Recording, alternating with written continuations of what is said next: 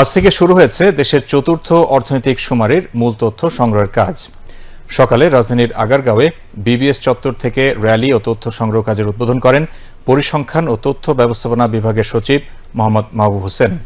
র্যালিতে বিবিএস এর মহাপরিচালক মোহাম্মদ মিজানুর রহমান, অর্থনৈতিক শুমারি প্রকল্পের পরিচালক এস.এম. শাকিল আক্তার সহ সংস্থাটির কর্মকর্তা কর্মচারী, বিভিন্ন শিক্ষা প্রতিষ্ঠানের শিক্ষার্থী সহ বিভিন্ন শ্রেণী পেশার মানুষ অংশগ্রহণ করেন।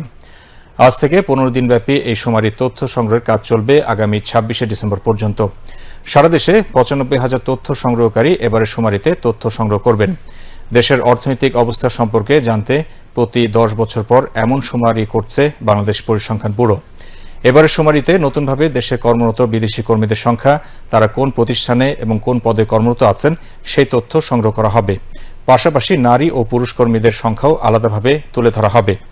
অর্থনৈতিক শুমারি 2024-এর মাধ্যমে বাংলাদেশের অর্থনৈতিক কাঠামো ও প্রবণতা সম্পর্কে সঠিক ও আপডেটেড তথ্য পাওয়া সম্ভব হবে, যা দেশের সামগ্রিক উন্নয়ন পরিকল্পনায় গুরুত্বপূর্ণ ভূমিকা পালন করবে।